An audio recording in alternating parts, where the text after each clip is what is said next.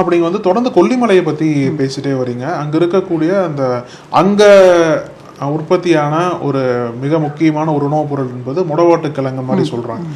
அதோட நன்மைகள் என்ன, அதை பற்றி பகிர்ந்துட்டா நல்லா இருக்கும். அதாவது முடவாட்டு கிழங்கு அப்படிங்கிறது என்னென்னா, முடவாட்டு கிழங்கு, ஆகாய ரசன் கிழங்கு, இது போல் நிறைய பேர் இருக்குது. முடவாட்டு கிழங்குங்கிறது அங்கே இருக்கக்கூடிய வைத்தியர்கள், கொல்லிமலை வந்து மூலிகைகள் நிறைய விளைஞ்ச இடம், நிறைய சித்தர்களும் வைத்தியர்களும் வாழ்ந்த இடம்.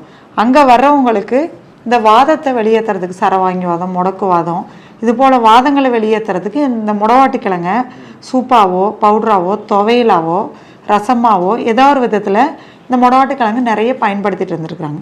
இதை கொடுத்து நம்மளுமே நிறைய ரிசல்ட் எடுத்திருக்கோம். இப்போ தொடர்ந்து வந்து கால் வலி இருக்குது அப்படிங்கிறவங்க இந்த முடவாட்டு கிழங்கு எடுக்கும்போது அது சரியாயிருச்சு அப்படிங்கிற மாதிரி நிறைய சொல்லியிருக்காங்க. ஆக உள்ளே இருக்கக்கூடிய வாதத்தை எடுக்கக்கூடிய ஒரு கிழங்கு, நமக்கு வந்து தொடர்ந்து காய்ச்சல் இருக்குது, உடல் பலகீனம் இருக்குது, எலும்பு நரம்பு பலம் இல்லாமல் இருக்குன்னா அதை சரி பண்ணக்கூடிய ஒரு நல்ல ஒரு கிழங்கு, சித்தர்கள் கொடுத்த ஒரு அருமையான மூலிகை இந்த முடவாட்டு கிழங்கு. கொல்லிமலை என்னன்னா, கொல்லிமலை வந்து நம்ம மேற்கு தொடர்ச்சி மலை மாதிரி இல்லாமல் நல்ல ஒரு புவியீர்ப்பு விசை அதிகமாக இருக்கக்கூடிய ஒரு குன்று. அங்கே இருக்கக்கூடிய கிழங்குக்கு பவர் அதிகமாக இருக்கும். அதனால கொல்லிமலை முடவாட்டு கிழங்குங்கிறது ஒரு பேராகவே இருந்துச்சு. ஏன்னா நான் அனுபவிச்சதும் அது. மற்ற இடங்களில் எடுக்கிறத விட கொல்லிமலை கிழங்குங்கிறது அதோட வீரியம் அதிகமாக இருக்கும்.